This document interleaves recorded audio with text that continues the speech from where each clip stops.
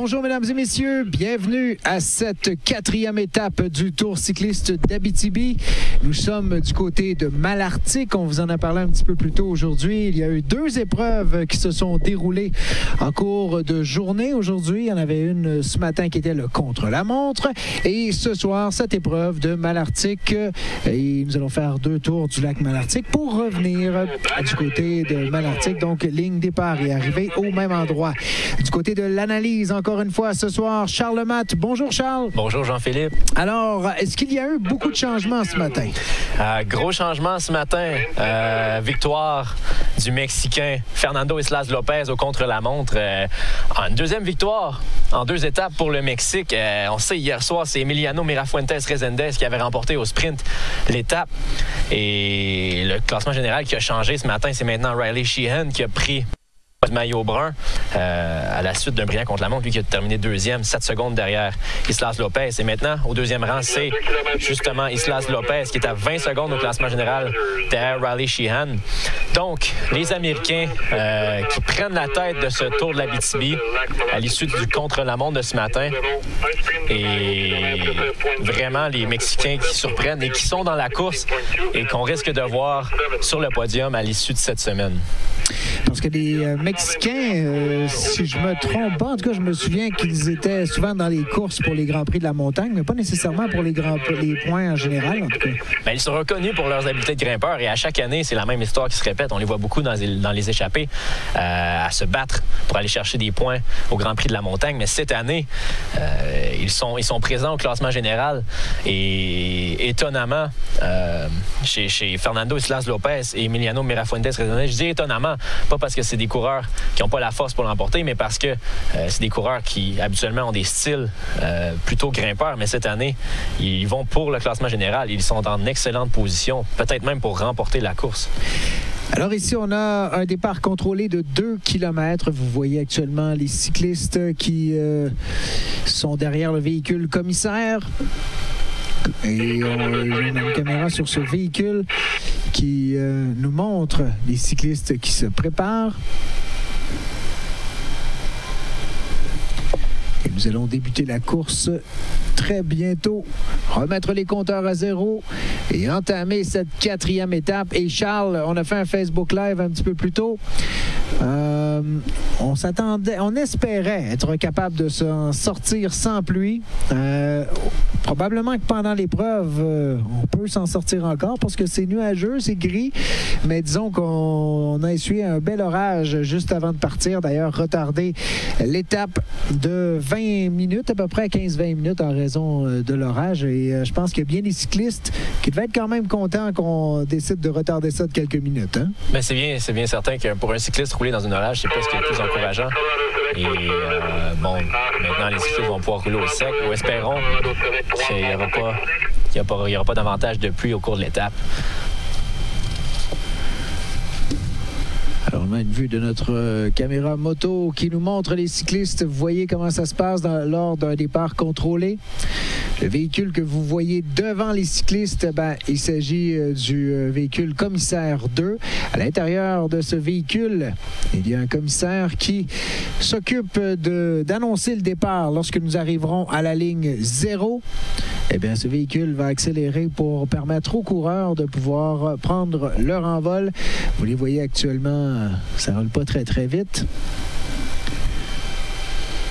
Et là, on met le pied par terre. Est-ce qu'il y a eu un autre accrochage? Ou... Peut-être une chute.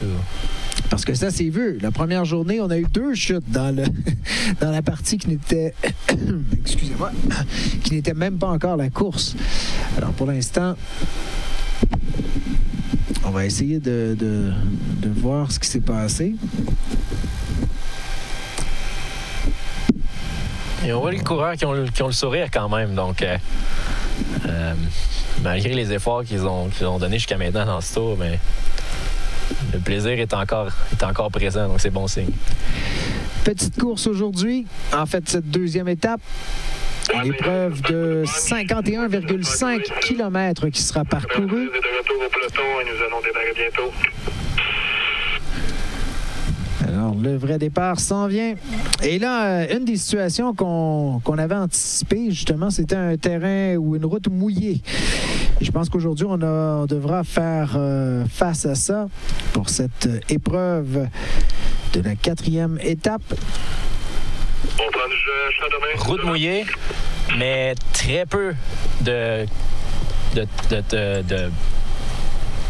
comment pourrais-je dire, très peu de portions techniques sur cette étape de Malartic, mis à part l'arrivée en ville dans les derniers kilomètres où il y aura quelques virages en épingle et une descente juste avant l'arrivée. Mais pour ce qui est de la majorité de l'étape, on va rouler en ligne droite. Donc la pluie ne devrait pas augmenter le niveau de difficulté de manière drastique. Mais tout de même, il va falloir surveiller à l'arrivée, être un peu plus prudent qu'à l'habitude parce que, historiquement, l'entrée en ville lors de l'étape de Malartic, il y a souvent des accrochages parce que la chaussée est étroite et on est juste avant l'arrivée. Et en plus, on doit franchir un rond-point. Donc, ça mène souvent à des risques d'accrochage. Alors voilà, c'est fait, cette course qui est lancée. Cycling BC for service. Cycling BC, it's a rear wheel. Back wheel for Cycling BC number 126. Alors déjà, une roue a changé pour Cycling BC. On a entendu l'appel du côté du Radio Tour. Radio Tour qui, je vous le rappelle, sert à nous indiquer tout ce qui se passe sur la route. Donc la caravane est au courant de tout ce qui arrive aux différents cyclistes. Donc les Américains déjà à l'avant de ce peloton qui impose le rythme tôt dans la course. On veut pas laisser place aux échappées ici. Et là, on voit déjà une attaque de coureur de l'équipe du Québec parce que c'est Riley Sheehan, coureur de l'équipe nationale des États-Unis, qui porte le maillot brun, qui est leader au classement général. Donc, il veut conserver son avance.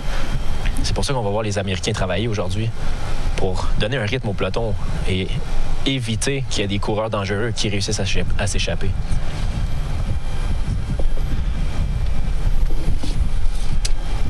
Et déjà, l'attaque, coureur de SAR 104, on voit Charles-Antoine Forêt-Leblanc, l'équipe nationale du Québec, accompagné d'un coureur de la Colombie. On les voit très bien avec leur maillot vert fluo. C'est Daniel Gutiérrez Ballesteros, couché sur son vélo, à l'attaque déjà, tôt dans cette course.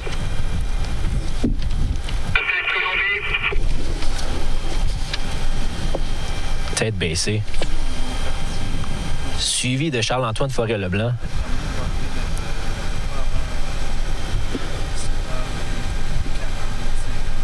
Non, pardon, ce n'est pas Charles-Antoine Forêt-Leblanc, c'est Martin Newar. On l'a vu hier en échappée, dans cette échappée de 5 coureurs qui a fait son entrée à Amos, qui est parti à la mi-course. Newar qui est de retour à l'avant aujourd'hui. Champion estonien sur route, on le sait. Pas de PS sur la 1 en ce moment. Olivier, tu m'as entendu? Alors, nos deux cyclistes qui tentent de se distancer. Et aujourd'hui, comme l'épreuve est courte, tu le disais hier, peu de chance que... En tout cas, le peloton risque de travailler chaque échappée, chaque tentative. Il ne faut pas les laisser aller, là. Ben, c'est le scénario le plus probable, mais en cyclisme, on peut jamais prévoir ce qui va se passer. Il peut arriver n'importe quoi, donc on peut s'avancer, faire des spéculations, mais on ne sait jamais.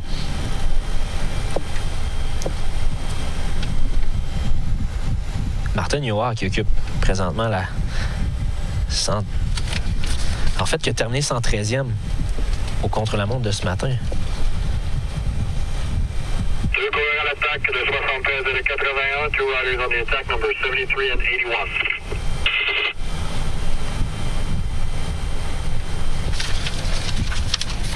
Peloton emmené par l'équipe américaine. The pack is led by Team USA.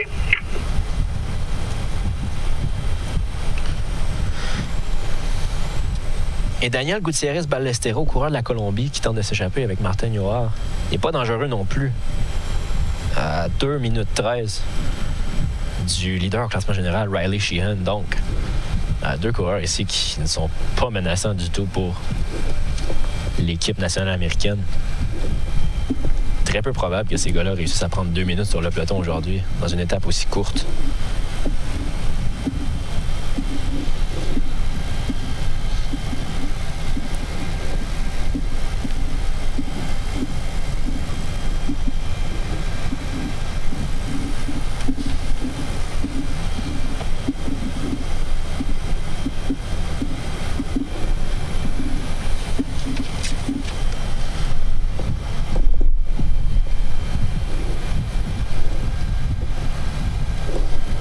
Pas de sprint intermédiaire aujourd'hui, ni de Grand Prix de la montagne.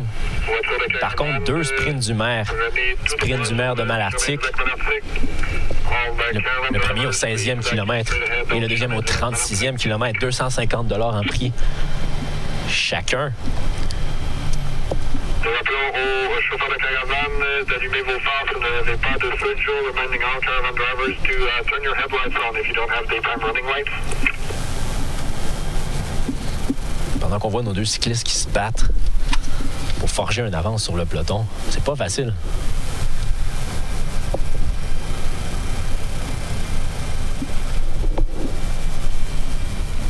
Ils travaillent bien jusqu'à maintenant.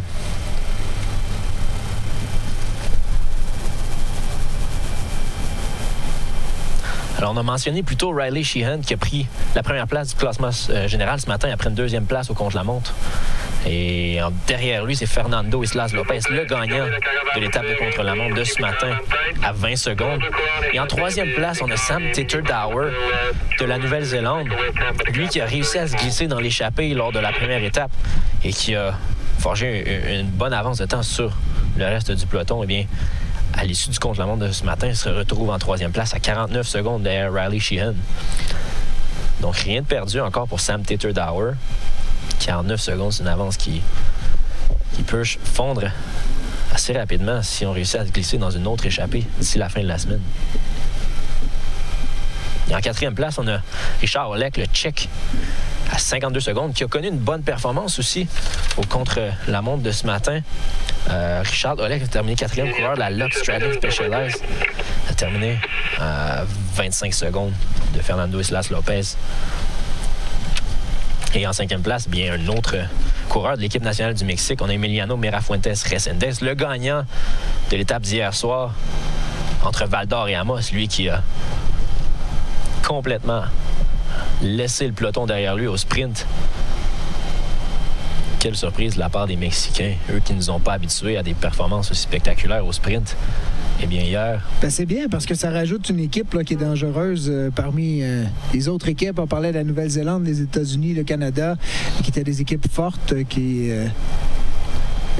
étaient quand même à surveiller. Donc là, on a les Mexicains maintenant, encore plus du maillot à poids, pourraient travailler pour les points généraux, le classement général. Oui, parce que d'autant plus qu'au classement du grimpeur, eh bien, les Mexicains ne sont pas là du tout. Il y a Carlos Duarte Gonzalez qui est en 7e place avec seulement 3 points, mais le leader au classement du grimpeur, c'est Aman Sek de la Lux Stradling Specialized avec 10 points. Donc, c'est un peu peine perdue pour les Mexicains au niveau du classement de grimpeur, mais c'est pas grave parce qu'ils peuvent se consoler avec une 2e place au classement général et une 5e place. Ce qui est excellent, mais d'autant plus que le tour n'est pas terminé, donc il pourrait gravir encore plus d'échelons au classement général.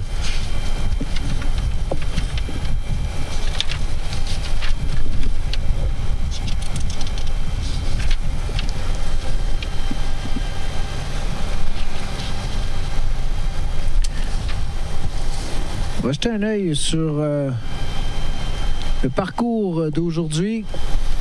Départ du côté de Malartic, au centre culturel, au centre récréatif. En fait, on se déplace vers le lac Malartic où nous ferons deux boucles, en fait, 2 tours autour du lac.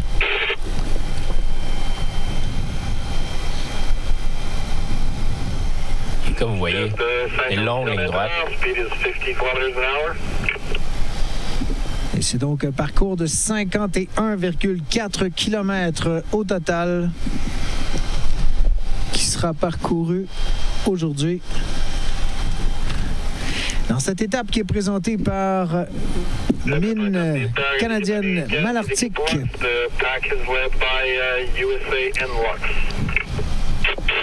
Et devant nous, il faut dire qu'on a un ciel qui semble vouloir se dégager. Je crois que personne ne va s'en plaindre.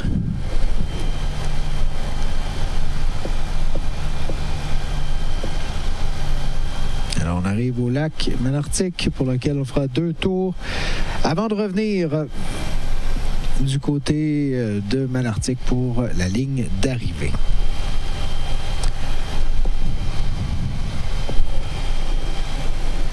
Maintenant, revoyons notre peloton qui est regroupé derrière.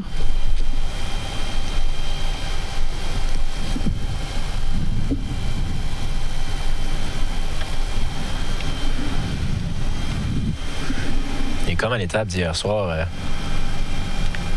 pas beaucoup d'attaques jusqu'à maintenant. Et les coureurs savent que c'est une étape très courte, ça va rouler vite. Donc, ça va être très difficile de s'échapper. Donc, on veut même pas prendre la chance de jeter des énergies sur une attaque comme ça parce que ça va être très difficile de creuser un écart avec le peloton. Les routes sont beaucoup moins larges que ce qu'on a connu depuis le début du Tour. Oui, aussi.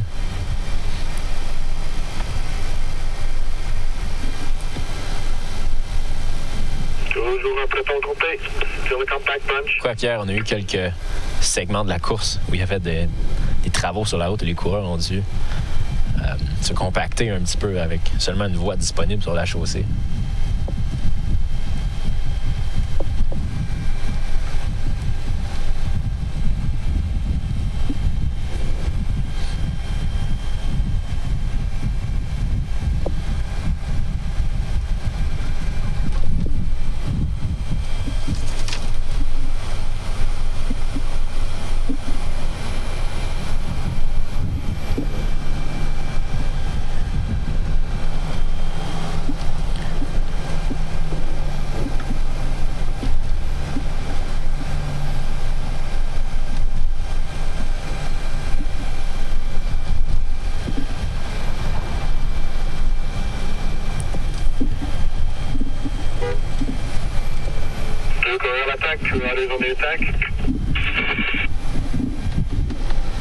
Alors, ça s'agite un peu à l'avant. Les Mexicains, ils sont très actifs cette semaine. Beaucoup plus que l'équipe nationale des États-Unis ou même du Canada. Ils sont présents, les Américains et les Canadiens. Ils sont à l'avant du peloton. Ils contrôlent le rythme. Mais les Mexicains sont partout cette semaine.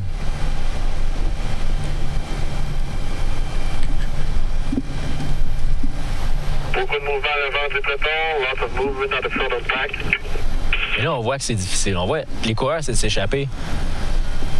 Mais le peloton réagit immédiatement.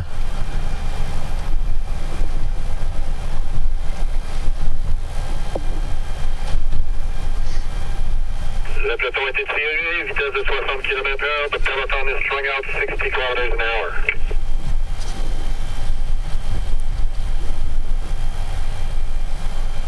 On vient d'annoncer une vitesse de 60 km/h sur Radio Tour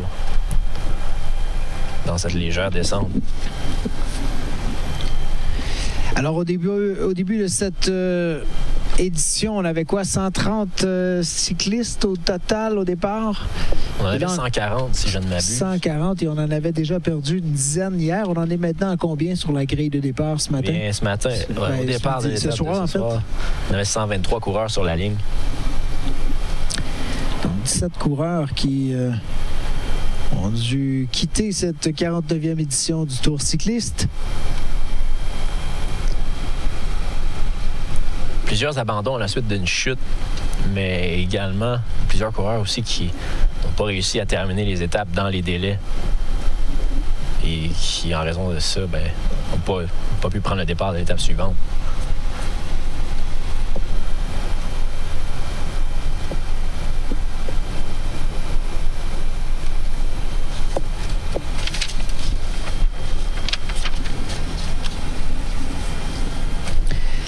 Alors, dans cette courte course de 51 km, on aura quand même quelques sprints qui seront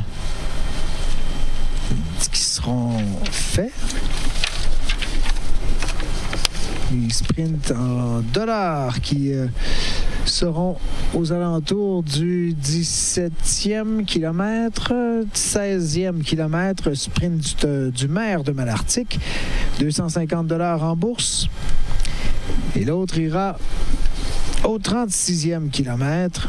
Encore une fois, l'autre sprint du maire de Malartic de 250 $.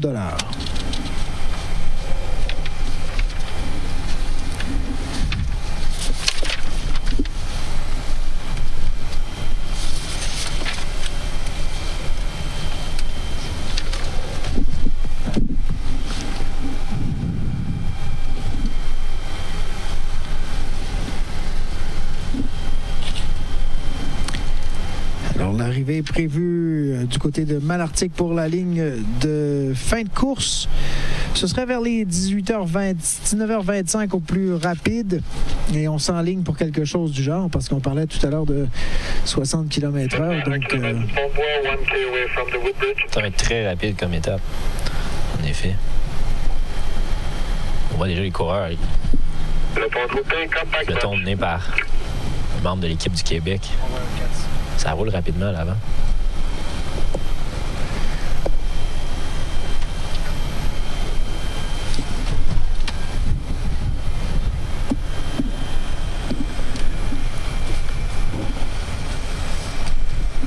Voiture à l'avant du peloton, on prend du champ, s'il vous plaît, à l'approche du pont.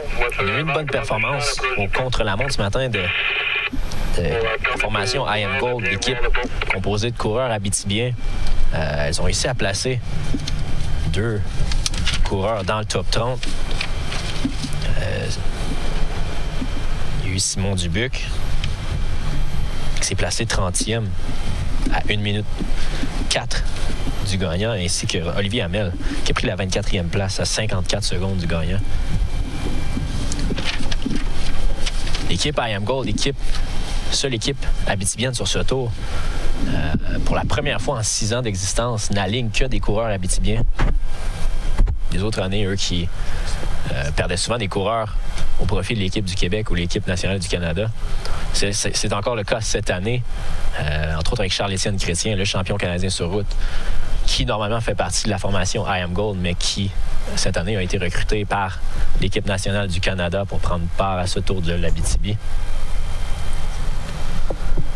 Mais malgré la perte de Charles-Étienne Chrétien, on a réussi à ajouter un 6e coureur abitibien tout de même sur I Am Gold pour compléter la formation. Donc seulement des coureurs abitibiens cette année.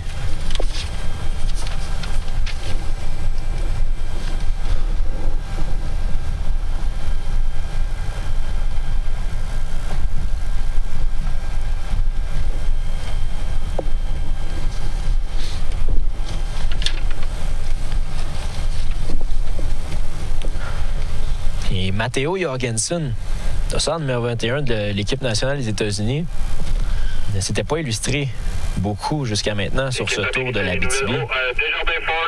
Il a terminé 3e au contre-la-montre de ce matin, à 21 secondes de Fernando Islas Lopez, le gagnant.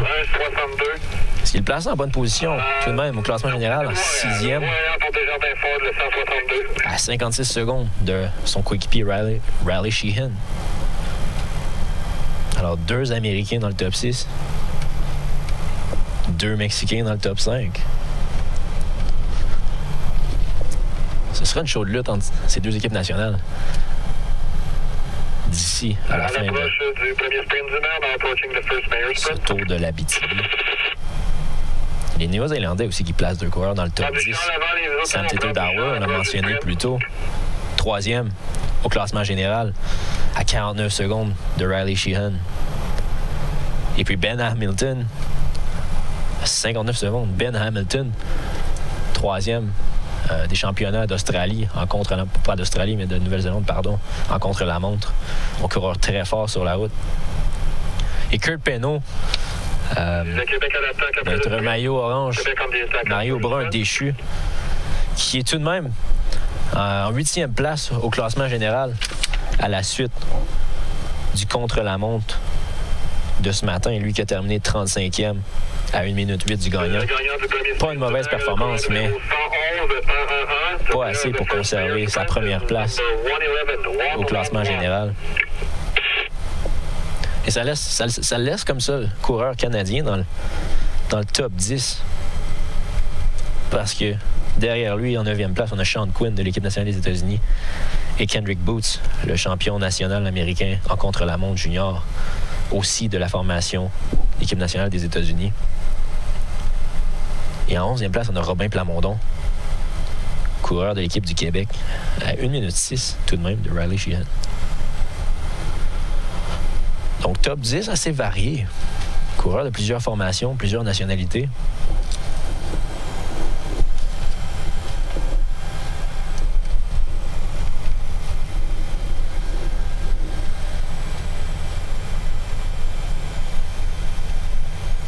Quatre coureurs de l'équipe américaine au devant du peloton. 4 riders of Team USA on the front.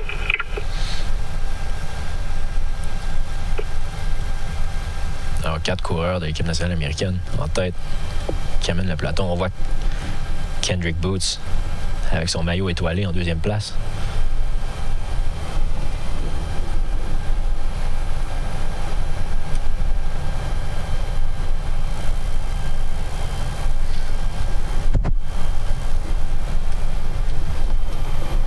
Alors, si l'étape d'aujourd'hui venait à se terminer au sprint, qui sont les favoris? On a Fernando Islas Lopez, qui est 2e au classement général, mais son coéquipier, Emiliano Mirafuentes Rezendes, qui a remporté l'étape d'hier au sprint de manière foudroyante.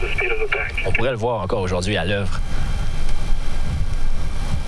Et Kurt Penneau, il ne faut pas l'oublier, lui qui a glissé au classement général à la suite du contre-la-montre de ce matin, mais lui qui a remporté le Challenge Sprint lundi soir, ainsi que la première étape reliant Rouyn-Noranda et Amos, qui a remporté le sprint à l'avant dans l'échappée, pourrait être aussi un prétendant à la victoire aujourd'hui, advenant une arrivée massive au sprint. On n'a pas eu beaucoup d'attaques jusqu'à maintenant pour se dissocier du peloton. On en voit un cycliste ici qui tente sa chance. Mais le peloton qui réagit derrière. Hein. Ça semble être un coureur de l'équipe cycliste Gatineau.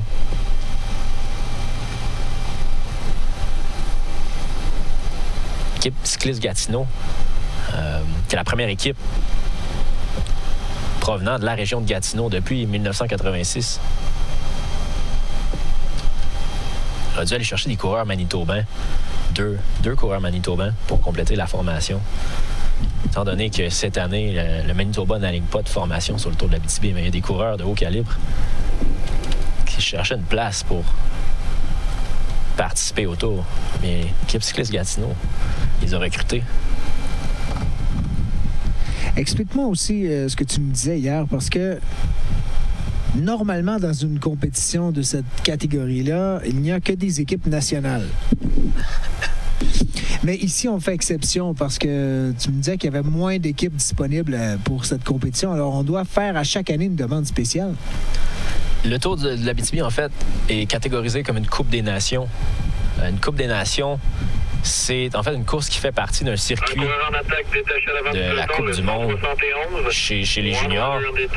Et en temps normal, ces courses-là, Coupe des Nations, ne sont accessibles seulement qu'aux équipes nationales. Donc, d'ailleurs, le Tour de l'Abitibi est la seule Coupe des Nations qui est disputée en Amérique du Nord. La plupart d'entre eux sont disputés en Europe. Et en Europe, on sait qu'il y a beaucoup d'équipes nationales et c'est beaucoup plus accessible aux équipes des pays européens, mais aussi du nord de l'Afrique et de l'est de l'Europe de venir participer à ces courses-là. Donc, on a amplement de coureurs pour remplir un peloton. Mais ici, avec la distance, on n'a pas la chance de recevoir aux 20 à 22 équipes nationales juniors.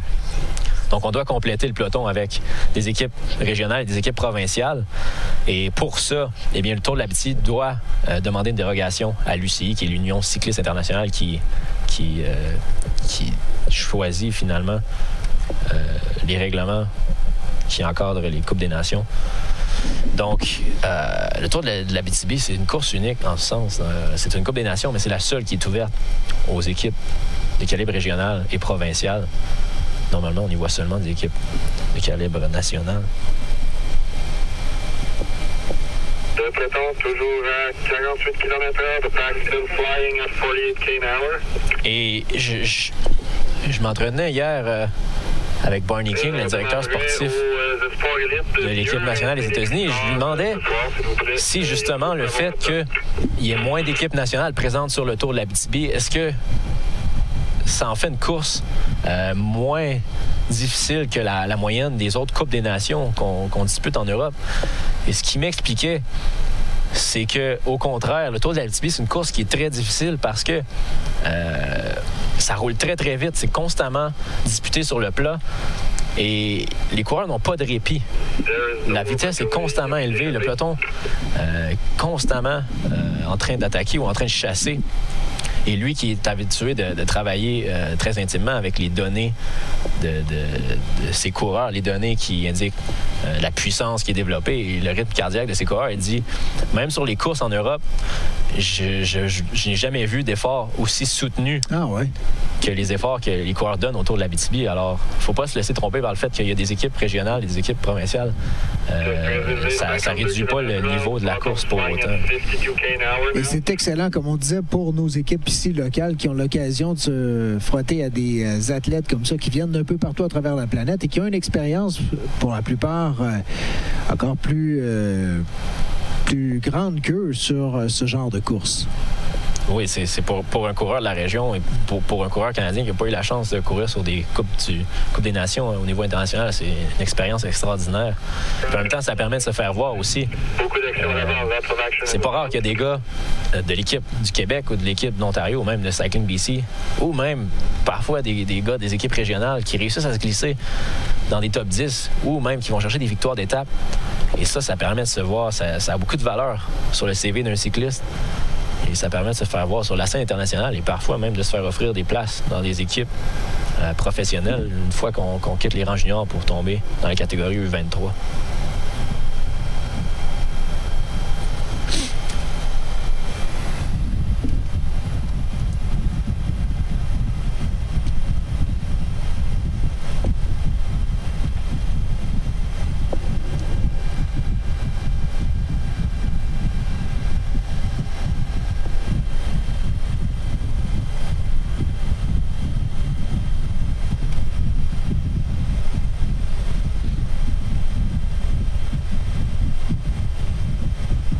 Coureur à l'attaque de 145, Roger on the attack number 145.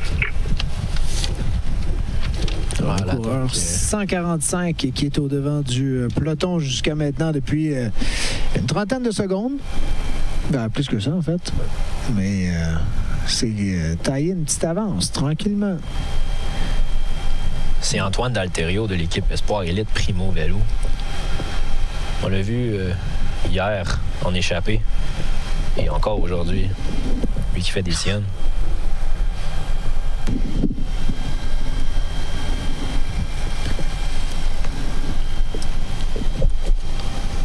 Antoine D'Alterio, qui est le jeune frère de Michael D'Alterio, lui qui a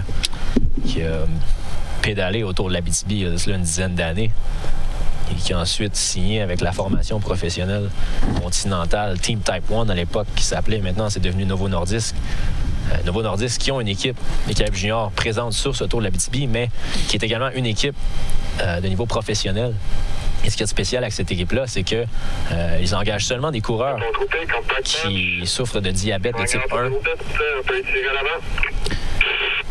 Et si je ne me souviens pas, c'est il y a 2 ans, ils avaient eu un excellent sprinter dans leur équipe qui avait remporté le Challenge Sprint et qui avait remporté quelques étapes également. Ça avait été franchement impressionnant de sa part.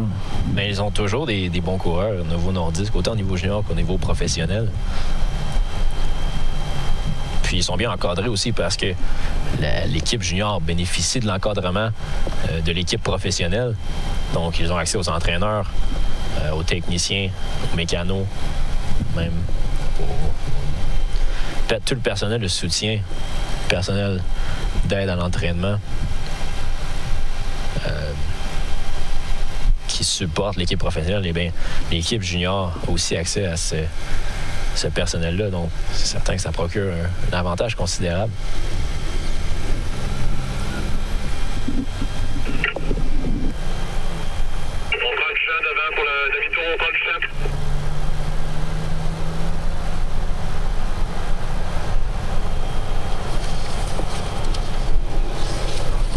Alors, on approche du virage en épingle. La rue du lac Malartic. On va être prudent ici parce que la chaussée est glissante. Il y a vraiment un virage à 180 degrés ici, très, très serré. On va surveiller ce qui va se passer. Nous sommes actuellement sur la caméra commissaire. Alors qu'une moto a freiné juste devant nous.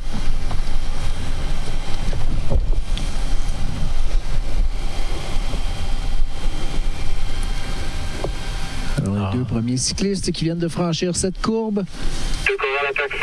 Nous surveillons ce qui va se passer avec les autres cyclistes maintenant. Et là, un coureur, on l'a dit plus tôt, c'est un coureur de l'équipe du Québec, c'est Charles-Antoine Forêt. Non, pardon, c'est pas l'équipe du Québec. C'est Espoir Élite, Antoine D'Alterio, mais il est accompagné d'un coureur de l'équipe nationale canadienne. Avec lui, ça semble être le numéro 46, Guillaume Davidson. Cycliste Beauceron. Les autres cyclistes, quand même un petit écart qui s'est creusé. Le numéro 122 et 46. C'est bien ça. Alors 122 et 46 sont les deux cyclistes qui sont en tête, qui se sont dissociés des autres coureurs. 162 de retour au peloton, number 162 is back with the bunch. Les deux coureurs à l'avant sont de 46 et de 122, the two riders up the front. Guillaume Davidson qui a terminé 6e de la première étape entre Rouyn-Noranda et Amos lundi dernier. Pas lundi, pardon, mais mardi.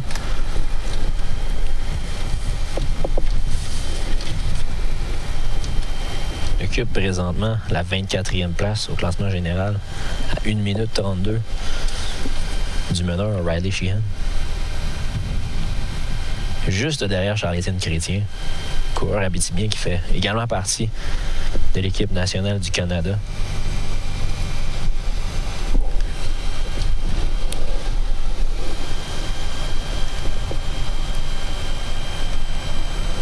Et Antoine D'Alterio qui occupe la 30e place à 1,44 de Sheehan.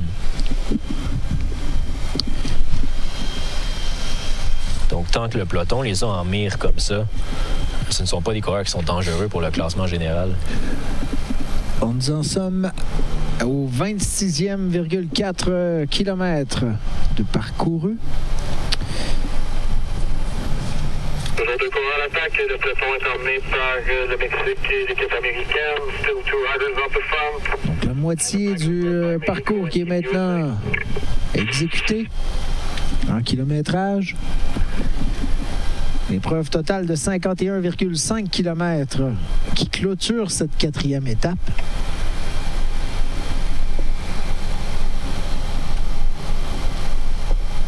Comme on s'y attend, la chasse est organisée derrière par les Américains et les Mexicains, eux qui occupent le premier et deuxième rang au classement général. Donc, ils n'ont pas intérêt à laisser filer cette échappée.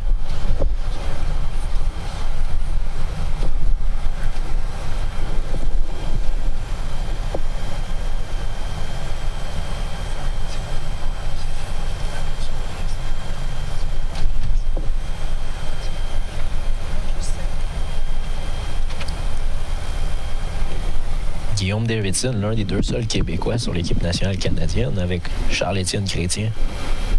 Donc, deux Québécois ici en échappée à cette étape de Malartic.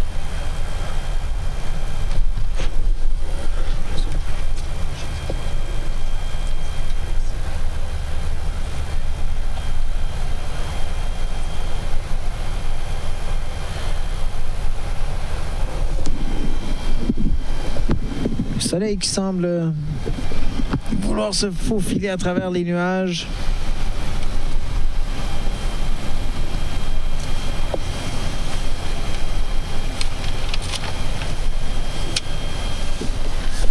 Nos deux cyclistes sont toujours en avant-plan. Et là, il y a eu erreur parce que c'est le numéro 122 qui est à l'avant. Avec Guillaume Davidson, c'est Ben Catterberg de l'équipe Cycling BC. Donc, c'est plus d'Alterio. D'Alterio a dû se faire rattraper par le peloton à un certain point. Et Catterberg a réussi à se glisser dans l'échappée avec Guillaume Davidson. C'est emmené par l'équipe américaine. The pack is led by Team USA.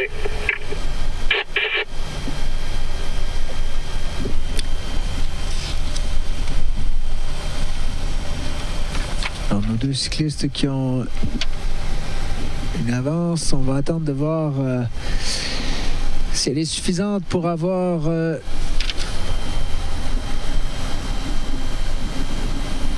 l'ardoisier. Voilà.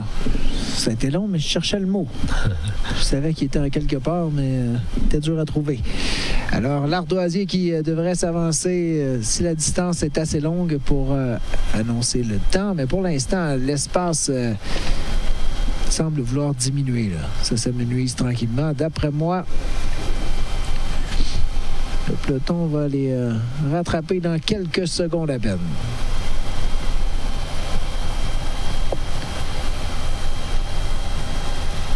Ben Catterberg qui occupe la 12e place du classement général.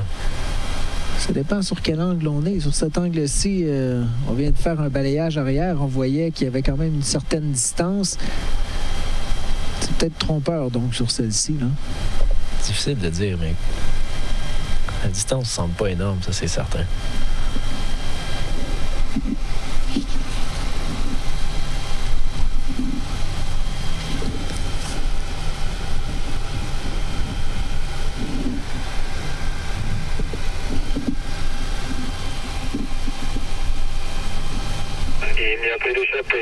Vous voyez actuellement la caravane qui est derrière. On la voit bien, là, cette fois-ci, elle est tout en longueur. Quelques 30 véhicules qui la composent.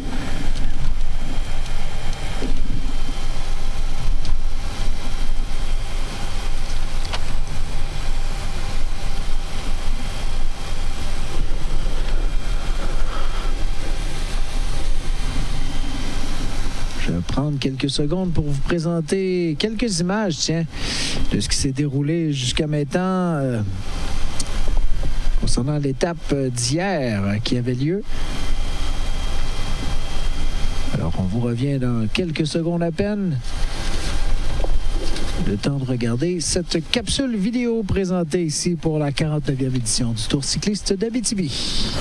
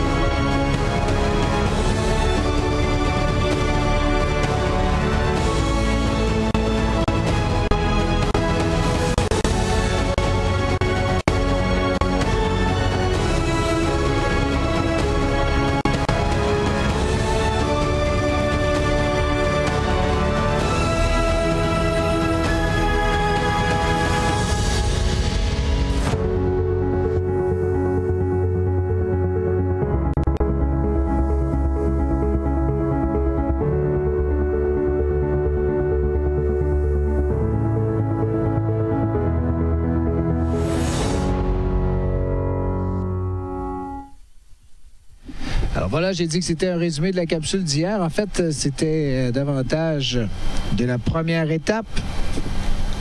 On a aussi quelques images qu'on a récoltées lors de l'épreuve Val-d'Or-Amos que je vous présenterai un petit peu plus tard.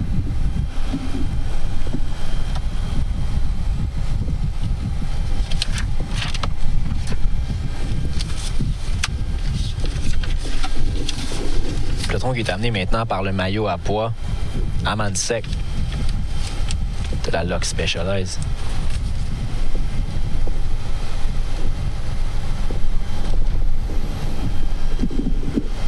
possède une bonne avance au classement de la montagne, 10 points.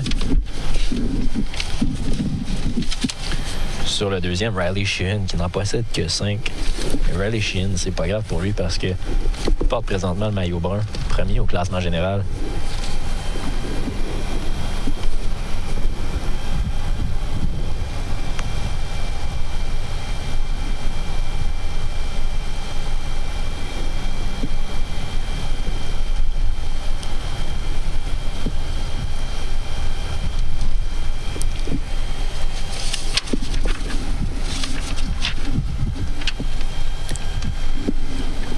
Nous en sommes maintenant au 32e kilomètre. Le prochain sprint sera au 36e, donc dans 4 kilomètres approximativement. Nous aurons l'occasion de voir les cyclistes sprinter. Ce qui est intéressant, c'est que pour l'instant, on a un peloton regroupé, donc possibilité pour plusieurs athlètes de pouvoir s'exécuter dans ce sprint. Il y aura certainement une chaude lutte à l'avant du peloton pour ce sprint-là.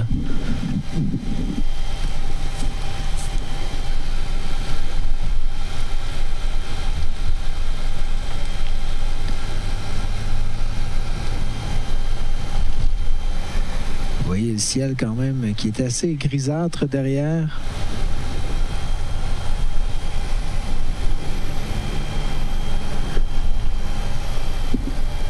Devant, on a des percées de soleil. Ce qui nous permet de s'en tirer avec des conditions quand même pas si mal. On aurait pu se retrouver facilement dans une pluie assez intense si nous étions partis quelques 20 minutes plus tôt.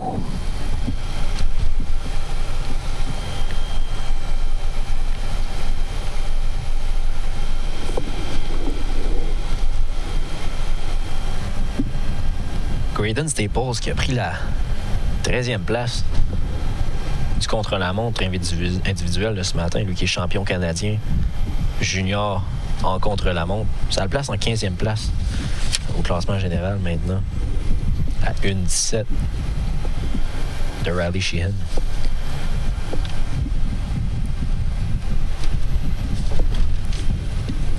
Mais tout de même, Graydon Staples,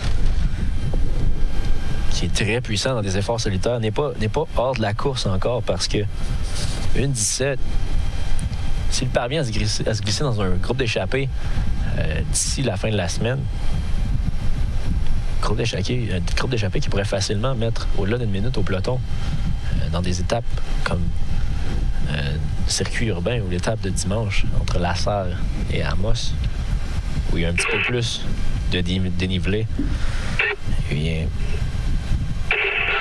on pourrait le voir s'illustrer.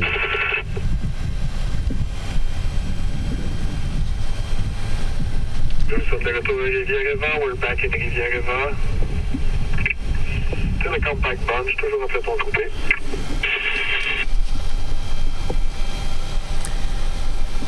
Alors, quelques tentatives depuis le début de la course. Ça s'est soldé à chaque fois par une rattrapée du peloton.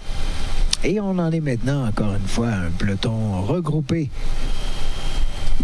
pour se préparer à ce sprint qui arrive maintenant dans un petit peu plus d'1 kilomètre. Deuxième sprint du maire de Malartic. Il est généreux, le maire de Malartic. Il en offre 2 sprints, lui.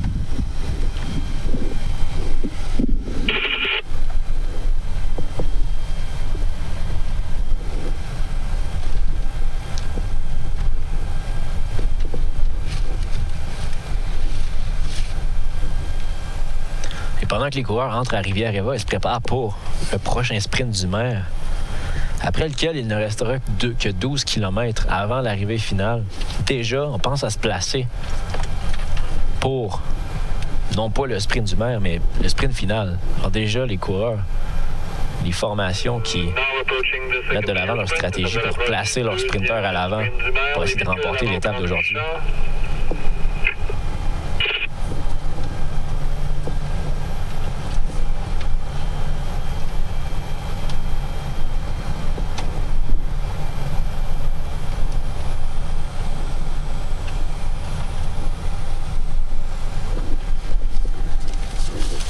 Alors, coureur de la I Am Gold qui s'élance à la gauche de l'écran à l'attaque et qui remporte le sprint du maire. Et sans contestation, il était le seul à sprinter.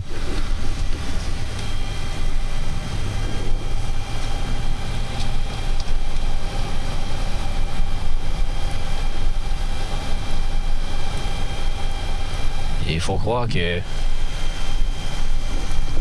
250 $, c'est pas assez pour le peloton pour risquer la fin de course. La fin de course, exactement.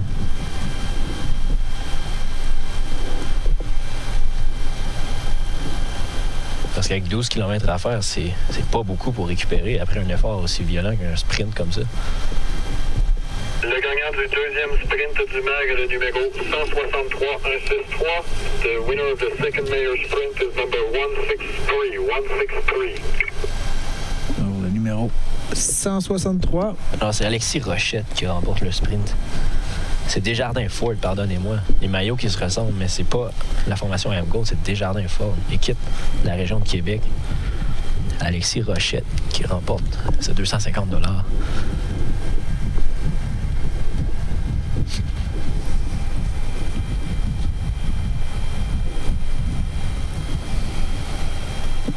C'est bien pour la formation de Desjardins Ford parce qu'on ne les avait pas vus encore sur ce tour. Nous en sommes maintenant au 37e kilomètre d'une course de 51,5.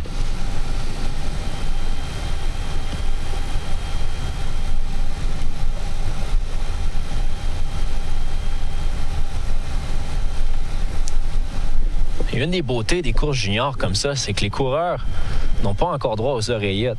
Au niveau professionnel, sur des grands tours comme ça, les coureurs cyclistes ont des écouteurs dans l'oreille qui leur permettent de communiquer avec le directeur sportif qui se situe dans la voiture d'équipe, dans la caravane derrière. Donc, le directeur sportif peut donner des consignes aux coureurs en direct durant la course. Mais dans une course junior comme ça, les coureurs sont laissés à eux-mêmes et doivent s'organiser eux-mêmes en équipe sans l'aide du directeur sportif derrière. Donc, ça laisse place à beaucoup plus de créativité. Comment ça fonctionne une journée avec les entraîneurs? Est-ce qu'il y a un caucus d'équipe à tous les... J'imagine avant les courses, après les courses, faire un retour sur ce qui s'est passé, ce qu'on aurait dû faire, ce qu'on veut faire le lendemain ou à la prochaine course? Bien, il y a toujours des briefings au niveau de la tactique qu'on va utiliser avant la course. C'est certain qu'on a un plan déjà établi d'avance. Les circonstances peuvent par contre changer durant la course. Donc, c'est à ce niveau-là que là, les cyclistes, l'équipe, les jeunes doivent se servir de leur propre imagination parce que si les circonstances changent, le directeur sportif n'est pas là pour changer les consignes. Donc, les coureurs doivent décider d'eux-mêmes comment on va continuer le reste de la course. Et après la course, il y a aussi des briefings justement pour revenir sur la course, ce qui a été bien fait et ce qu'on aurait pu faire mieux. Et en même temps, discuter là, de comment ça va se passer durant la prochaine étape.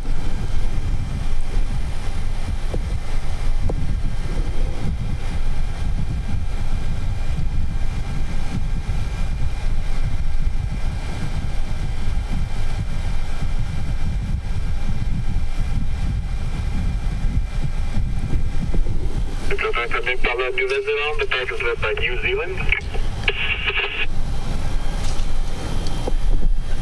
Formation de la Nouvelle-Zélande qui amène ce peloton avec seulement 10 km à faire avant le sprint final. On se prépare donc bientôt à l'arrivée du côté de Malartic. Le départ devait s'y effectuer vers les 18h15. Il a été retardé un petit peu vers les 18h30. C'est à ce moment qu'on aurait pu partir, enfin, lorsque la pluie a cessé, parce qu'on a eu droit à tout un orage. On rapporte que les équipes s'organisent à l'avant en prévision du final. Teams are getting organized at the front before the finish. Et on commence à s'y préparer à l'arrivée qui se fera dans quelques kilomètres à peine. Dans un petit peu plus de 11 kilomètres. Arrivée qui risque d'être rapide, bien entendu, vu la configuration de la ligne d'arrivée. On a une côte juste avant. Les 500 derniers mètres seront donc très rapides pour ce sprint final. Et là, avec l'équipe de la Nouvelle-Zélande à l'avant comme ça, on essaie de placer Sam Teeter-Dauer, qui est 3e au classement général, à 49 secondes de Riley Sheehan, parce que il y a 6 secondes de bonification à aller chercher pour le gagnant de l'étape d'aujourd'hui. Et ça peut être des secondes précieuses.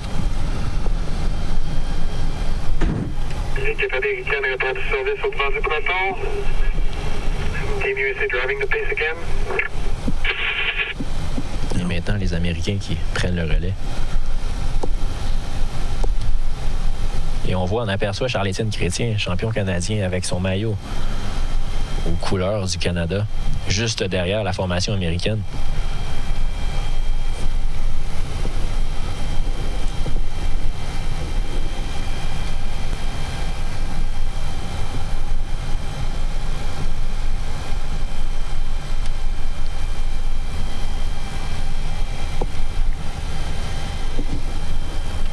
Nous avons maintenant 41,4 km d'exécutés.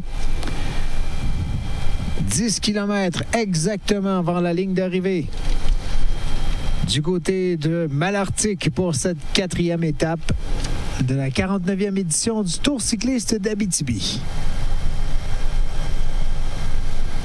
Les cyclistes qui ont eu une autre étape ce matin, en fait, c'est des demi-étapes. Ce matin, il s'agissait du contre-la-montre, où chaque athlète devait effectuer un parcours de 10 km. C'est bien ça, Charles? 10 km, oui. Alors, 10 km, aller-retour. Cette fois-ci, le départ et l'arrivée se faisaient au même endroit, du côté de la ligne d'arrivée à Amos, devant la cathédrale. Et ce soir, c'était un parcours comme à chaque année, sous la pluie, mais du côté de Malartic. Malartic est arrivé toujours dans la même municipalité. Là, on voit la nervosité du peloton. Aussitôt qu'il y a une attaque, on se jette dans la roue de l'attaquant parce qu'on ne veut pas laisser d'écart aussi près de la ligne d'arrivée.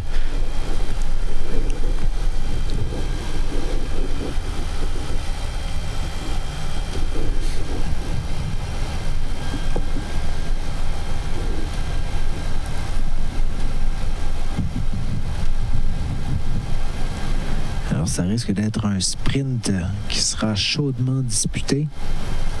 Est-ce que là, d'un côté tactique, on peut générer des attaques à ce moment-là pour essayer, à ce moment-ci de la course, pour essayer d'essouffler des bons sprinteurs derrière qui risquent de réagir ou Dans des cas comme ça, lorsqu'il y a des attaques aussi près de la ligne d'arrivée, ce ne sont pas les sprinteurs qui vont travailler, mais ce sont les coéquipiers, justement pour que le sprinteur puisse se garder des jambes pour le sprint. Donc, c'est un peu... ce serait un peu en vain que les coureurs vont attaquer comme ça parce que ils risquent très fortement de se faire rattraper. Et en plus, ça n'a rien amené de bon parce que le sprinter, ce ne sera pas lui qui va travailler, à moins d'un cas très, très spécial. Ce ne sera pas lui qui va travailler pour ramener l'échappée. Toujours peloton groupé, compact bunch.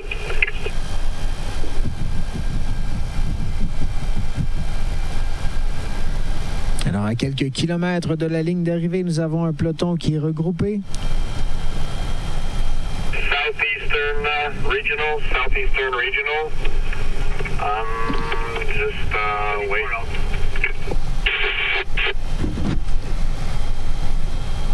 Southeastern, 2 guys, 224 and 225. Back wheel for both of them. Southeastern Regional, qu'on entend souvent au réseau Tour pour des bris mécaniques et des crevaisons, mais jamais à l'avant du peloton. On les voit pas dans les échappées.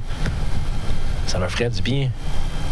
Un peu de répit niveau des crevaisons, mais peut-être que ça leur donnerait une chance de s'illustrer un peu à l'avant du peloton au cours des prochaines étapes.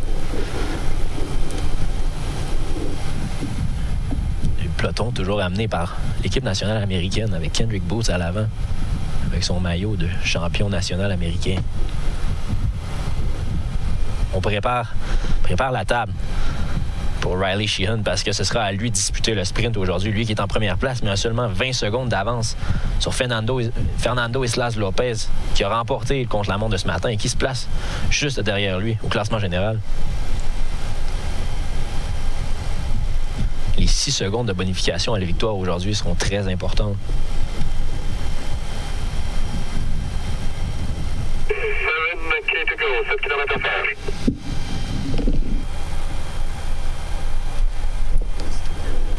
Et on avance la barre des 7 km. Peloton toujours tranquille, on se regarde, on se prépare avant les hostilités.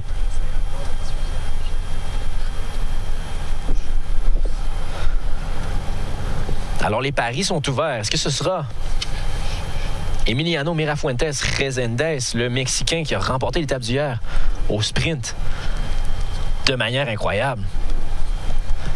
Grosse surprise du côté des Mexicains hier. Mais il y a aussi, attention, Riley Sheehan des États-Unis qui trône au sommet du classement général et qui ne voudra pas laisser la victoire d'étape glisser aussi facilement. Il y a également Kurt Penneau. Mais que dire de Kurt Penneau? Excellent sprinteur de l'équipe nationale du Canada qui a porté le maillot brun jusqu'à ce matin. Et là, on voit une chute dans le peloton à l'arrière. Oh là là, les coureurs qui tombent.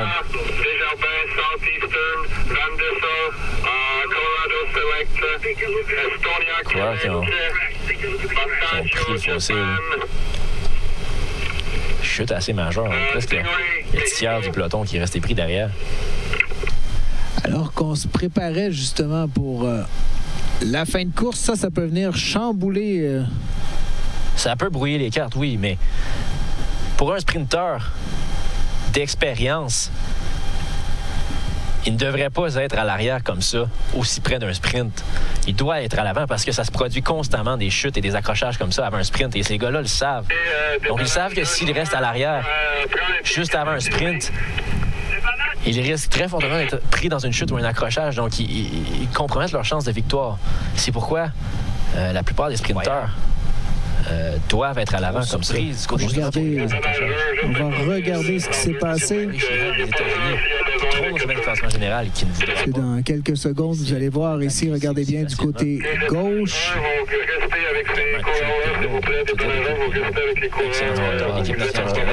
Voilà, ça se passe dans le milieu du peloton. Et quelques cyclistes qui sont allés visiter la verdure québécoise. Nous voilà de retour en direct avec nos cyclistes. Peloton toujours amené par les Américains. 5 km à faire, 5 to go. 5 km maintenant pour atteindre la ligne d'arrivée. Et on voit Charles-Étienne Chrétien à gauche avec son maillot de champion canadien qui tente de remonter à l'avant. Avec le maillot orange Richard Olek dans sa roue. Richard Olek n'a pas négligé, occupe la 4e place au classement général à 52 secondes de Riley Sheehan. Olek, coureur très puissant également.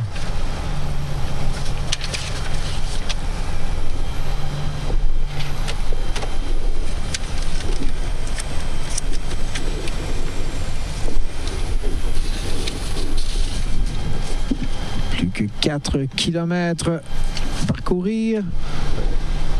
Et Olek, justement, ça peut être un très sérieux prétendant à la victoire parce qu'hier, il a terminé 2e derrière Emiliano Mirafuentes Reséndez au sprint devant Riley Sheehan. Alors aujourd'hui, tentera de remporter l'étape.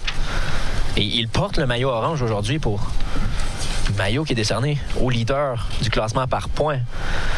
Mais c'est parce qu'il est deuxième derrière Riley Sheehan. Sheehan qui porte le maillot brun, donc Richard Olek qui porte le maillot orange par défaut. Mais Olek qui possède 42 points au classement général par points. Et Riley Sheehan n'en possède que 56, donc un écart de à peine 14 points entre ces deux-là. Donc, une victoire d'étape aujourd'hui pour Richard Olek. Si Riley Sheehan ne termine pas dans le top 5, eh bien, Olek pourrait s'emparer du maillot orange. Et là, on vient d'annoncer que tous les cyclistes sont revenus dans le peloton. Ou enfin, je ne sais pas si tous les cyclistes sont revenus, mais le peloton est redevenu ce qu'il était. Sur la caravane, restez dans la file de droite, caravan drivers. Use the right Alors, lane. 3 km à faire avant l'arrivée. Les coureurs qui se battent pour remonter devant.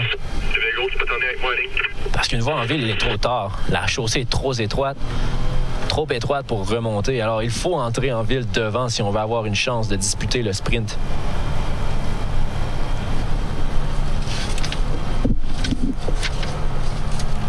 Et on voit Amam Tsek, le porteur du maillot à point sur la gauche, qui tente de remonter le peloton. Coureur de la Lux Stradling. Et la formation américaine qui fait un travail extraordinaire devant pour amener ce sprint. On veut s'assurer qu'il n'y ait aucune échappée avant cette arrivée. On veut vraiment que ça se termine de manière massive.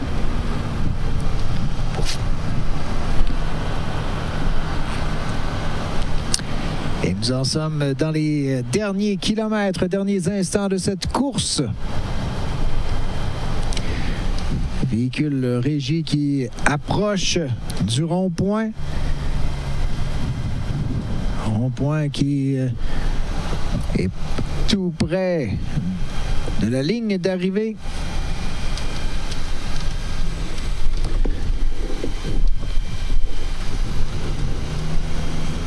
Alors pour l'instant, vous le voyez, on est sur la caméra véhicule commissaire. On va essayer de rester sur eux. Et là, un petit groupe qui se détache à l'avant. Le plus longtemps possible. De l'approche du rond-point, approaching the roundabout, nous utilisons la voie de gauche for use the west lane. Alors, nous approchons de la ligne d'arrivée. De notre côté, les cyclistes, eux, qui vont arriver au rond-point. C'est à ce moment qu'il restera quelques centaines de mètres à peine pour l'arrivée à la ligne. Là, on a un coureur mexicain qui s'est détaché à l'avant. Vraiment, le Mexique... Qui a mis une avance considérable sur le peloton qui se rassoit. On va peut-être le voir partir en image. Voilà, on a perdu la caméra. Voici quelques images qui nous montrent de ce qui s'est passé aujourd'hui. Un petit peu plus tôt. Nous allons débuter la course. Il est possible que nous manquions direct les images et entamer cette 4e étape. Et Charles, on a fait un Facebook Live. Mais tout de même, il va falloir surveiller à l'arrivée, être un peu plus prudent qu'à l'habitude parce que, historiquement, l'entrée en ville, dans des temps climatiques, il y a souvent des accrochages.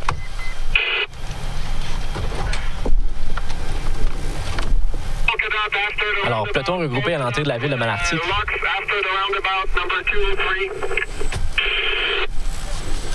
Alors, coureur de... Est-ce que le coureur mexicain est toujours devant? On le voit pas sur les images. À la gauche de l'écran. À l'attaque. C'est il est dans les 3 km. Mon coureur d'I Am Gold qui vient de la sprinter. Incroyable. Prendre une crevaison, mais comme il est dans les derniers 3 km, il se verra décerner. Mais il y a aussi le temps du peloton tout de même. Des États-Unis qui trône pendant que le peloton fait son arrivée, qui ne voudra pas à la ligne d'arrivée. Victoire d'étape glissée aussi facile. Le sprint est lancé. Et également Kurt Pesneau. Ça sera chaudement disputé. Qui l'emportera? Et c'est le maillot orange. Richard Olek, on l'avait dit. Coureur de la Lux Specialized qui remporte cette étape de Malartic sur un sprint massif. Et là, restera à voir où a terminé Riley Sheehan parce que Richard Olek, avec cette victoire, pourrait s'emparer du maillot orange au classement par points. Mais tout de même, avec une arrivée massive comme ça, le classement général ne change pas. Du moins pas de façon majeure. Quel sprint de Richard Olek de la Lux Stradling Specialized qui l'emporte aujourd'hui de manière costaude au sprint. Devant Riley Sheehan et Fernando Islas Lopez.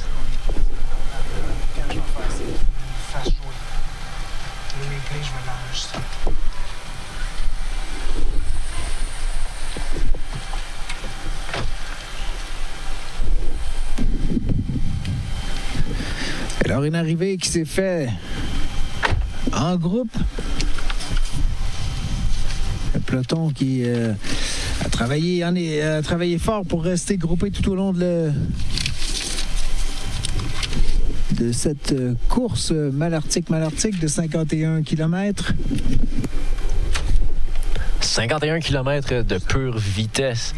Très peu d'échappées. Le peloton roulait très vite. On ne voulait pas laisser la place aux échappées, justement parce qu'on savait que cette course allait se terminer au sprint, et c'est ce qui est arrivé. Et quel sprint de Richard Olek qui l'emporte aujourd'hui sur cette étape de Malartic. Alors, on va revoir ce qui s'est passé pour cette fin de course. Alors, on est ici dans le dernier sprint de cette course. Alors, Olek loin devant. Riley Sheehan, c'est un coureur. Deux coureurs de l'équipe nationale du Japon qui prennent la 2e et 3e place. Quand même excellent. Mais Sheehan qui n'est pas loin derrière en 4e ou 5e place.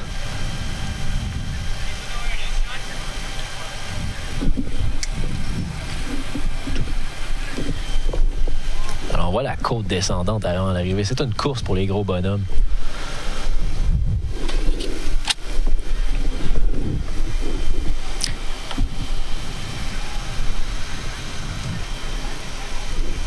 Pendant ce temps, vous voyez ce qui se passe sur la ligne d'arrivée. Ben voilà, c'est ce qui termine cette 4e étape du Tour cycliste d'Abitibi, la 49e édition. Je vous invite à rester bien branchés parce que vous aurez voir les médailles et maillots dans les prochaines minutes. Merci d'avoir été des nôtres. Merci beaucoup, Charles Matt, de ton analyse aujourd'hui de cette 4e étape. Et on se retrouve, nous, pas demain matin, pas demain, parce qu'il y en aura une étape, mais qui sera distribuée, qui sera courue du côté de Lebel-sur-Quévillon. Et nous ne serons pas sur place, mais Louis Bertrand y sera pour décrire les différents tours. Il y en aura plusieurs boucles. Je crois que c'est une dizaine de tours qui sera parcouru. Et samedi, ce sera un parcours urbain, encore une fois. Louis Bertrand qui sera là pour la description des passages, notamment en ville. Je vous invite à ne pas manquer également le Tour de la Relève. Ça se passe samedi matin entre 8h et midi. Alors, je vous invite à ne pas manquer ça. Ce sera en direct sur tourabitibi.com. Et on se retrouvera pour la dernière étape ce dimanche où nous partirons cette fois-ci de Lassar pour clôturer la 49e édition du Tour cycliste d'Abitibi. Départ qui se fera à 14h45. Arrivée en ville du côté d'Amos à 16h50. Alors, je vous souhaite à tous une excellente fin de journée.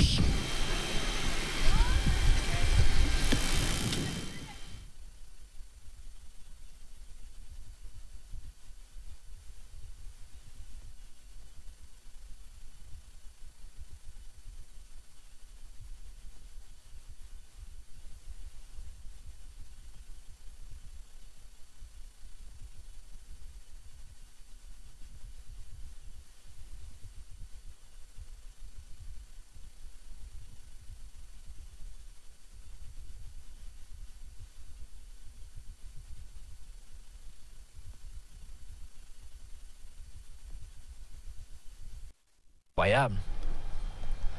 Grosse surprise du côté des Mexicains hier. Mais il y a aussi, attention, Riley Sheehan des États-Unis qui trône au sommet du classement général et qui ne voudra pas laisser la victoire d'étape glisser aussi facilement. Il y a également Kurt Penneau. Mais que dire de Kurt Penneau? Excellent sprinteur de l'équipe nationale du Canada qui a porté le maillot brun jusqu'à ce matin. Et là, on voit une chute dans le peloton à l'arrière. Oh là là, les coureurs qui tombent.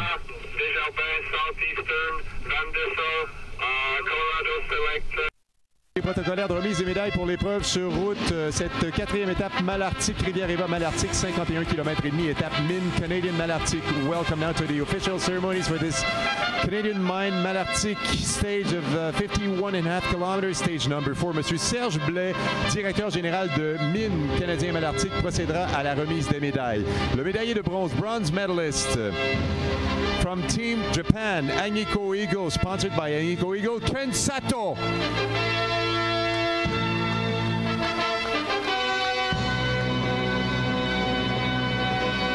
Le médaillé médaillé d'argent, silver medalist from Team Japan, sponsored by Agnico Eagle, Eugène Kazikaki.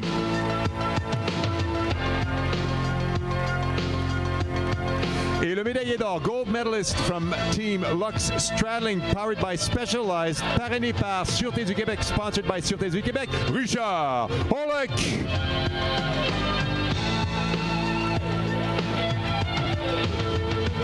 Monsieur Casey Paradis, conseiller junior en communication et relations avec le milieu chez Mines Canadian Malartic, remettra une gerbe de fleurs au médaillé d'or ainsi que le drapeau à damier au gagnant de l'étape.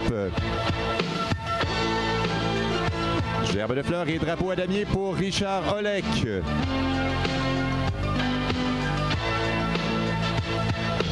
En l'honneur de Richard Olek, l'hymne national de la République tchèque.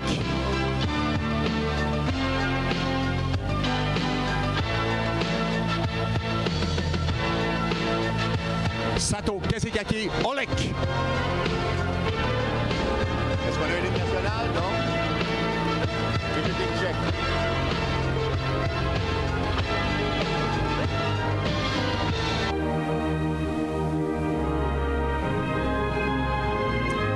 This is your national anthem. Stick by, please. Thank you.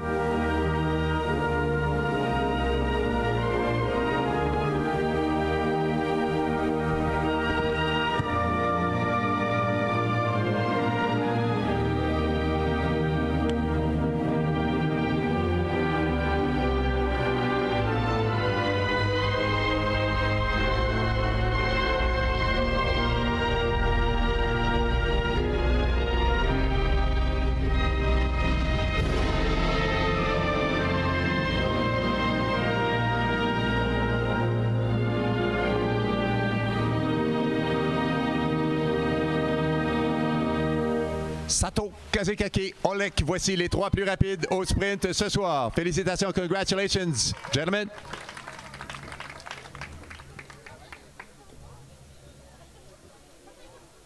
Ne vous sauvez pas, nous avons des maillots à remettre.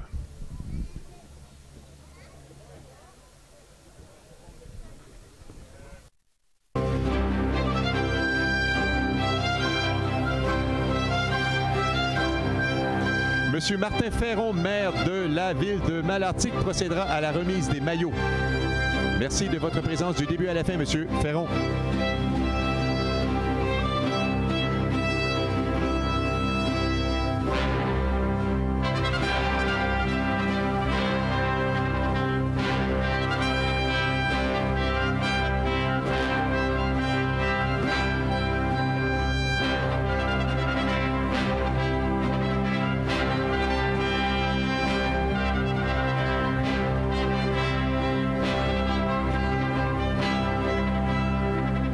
Maillot bleu Sûreté du Québec représentant le meilleur coureur junior première année. The Sûreté du Québec's blue jersey for the best rookie cyclist is awarded to from Team USA Best Young Cyclist, sponsored by Ville de Val-d'Or, Riley Sheehan, blue jersey.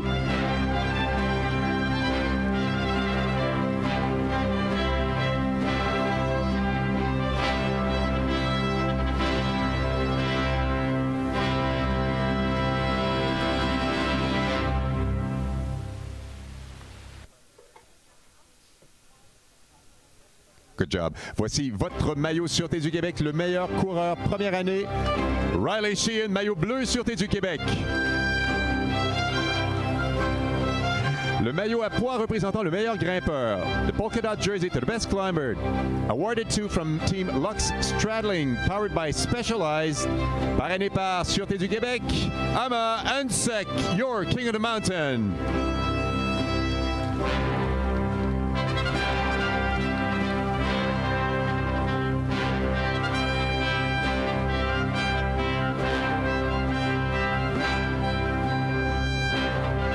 Dans une chute dans le final aujourd'hui, Ama Ansek, King of the Mountain.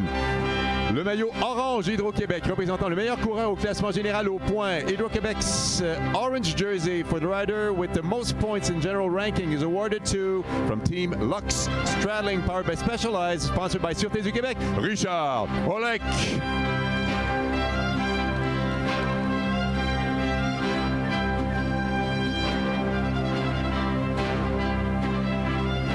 de l'étape de ce soir. Et leader du classement au point, le maillot des sprinteurs, le maillot orange. Hydro-Québec, Richard Rolect.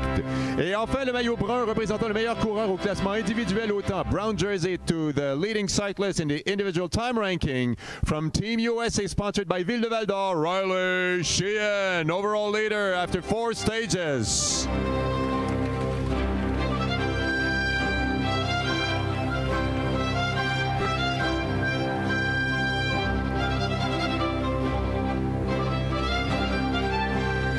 Maillot bleu de meilleur jeune et leader au classement général, maillot brun de ce 49e tour de l'Abitibi de l'équipe des États-Unis, Riley Sheehan. Le maillot orange du classement au point, Richard Rolec, et le meilleur grimpeur, le maillot à poids, Ama Ensek. 2 coureurs de Lux Stradling et le porte-couleur de l'équipe américaine. Merci à M. Ferron pour son soutien autour de l'Abitibi. Congratulations, gentlemen. See you all tomorrow.